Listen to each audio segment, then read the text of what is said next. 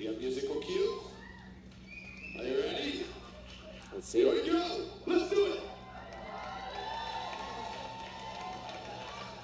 Whoa! Uh-oh. You got an attacker. Serious. You got an armed attacker. Luckily, Rissa's armed herself.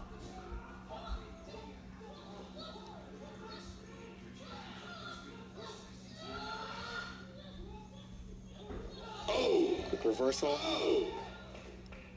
Oh! What? It's rare your attacker jumps back up onto his feet with a front flip. Yeah.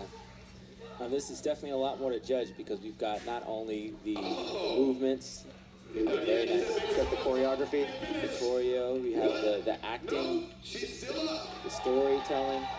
This is a cool division. You know, it's experimental, so it's a little bit of subjective judging on this one as well, because the judges just have to pick which one looks the best. Some of the judges, of course, have stunt training experience, so obviously they know what they're looking at. But for the rest of us, we just kind of look at this and see which one looks the most convincing. And along those lines, convincing has to do with your perspective too. If you're watching from the side and it looks like he's a mile away from her, that's part of camera tricks. You know, you got to be in a straight line to sell the attack. So these guys are actually doing it right. It just looks a little strange from the side if you're watching from the live stream.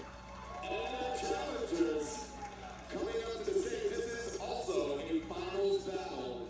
Our team from Korea, Young-hoon, the Dragon, and Hungry Ghoul.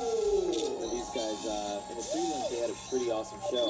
But You can see him showboating there just a little bit. so let's see if they're going to add anything to it this time. Competitors ready?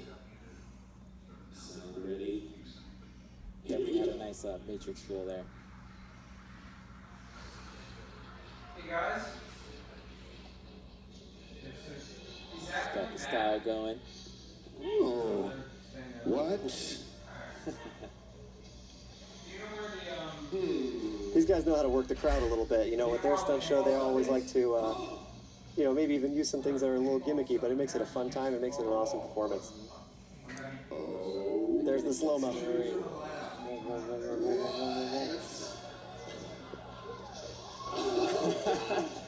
They never said it had to be a realistic fight scene. It's true. Now it's serious.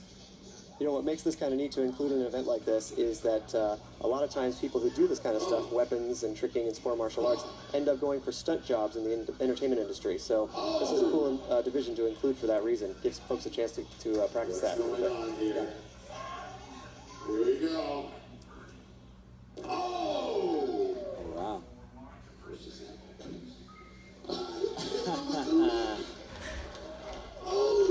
Oh, it's a double. That's kind of funny. On the last one, it was just one down on the prelims there, and this time they added a little extra element of story. That was great. Very nice.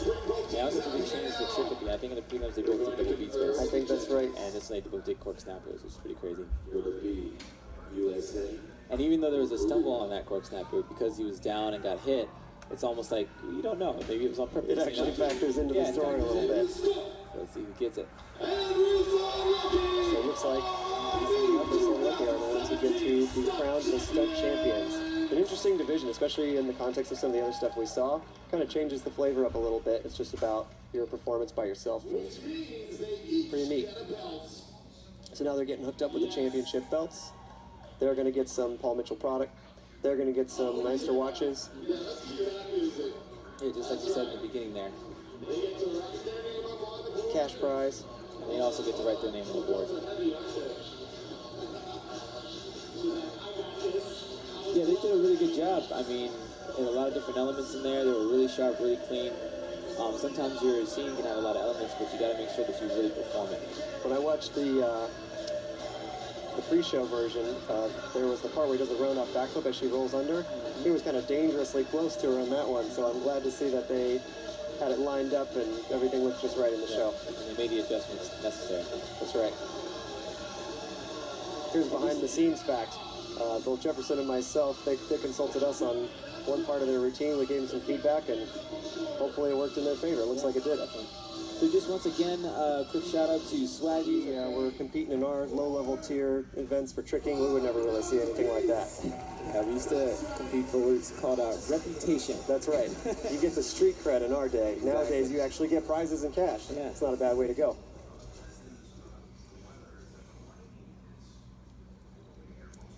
Get the ladder set up. Got to make sure we clean up any shrapnel or any spare products that were not handed out to the champions. In this case, it looks like they just needed a marker. Exactly. Yeah, a lot of people were talking about those shorts. They're super breathable. Yeah. Yeah, I got a pair of the Swaggies sweats. They're super warm, super comfy. Nice. Kind of a very unique fit to them. Kind of feel like you just got to buy a pair to see for yourself. I'm almost jealous. I know all the coaches that got to do seminars all got a pair of those, and they've been really rocking them all night. That's right. And if you're real nice to me, JL, I might let you borrow mine. I don't know if we're the same size, but I think I can make them fit.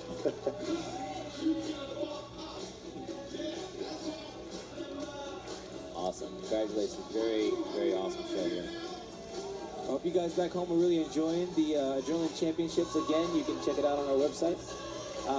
And one more shout out to Swaggies again. They do make tricking apparel and for all other intense activities. All right, so we've crowned our official final winners for the fight choreography as well as the 14 and under weapons.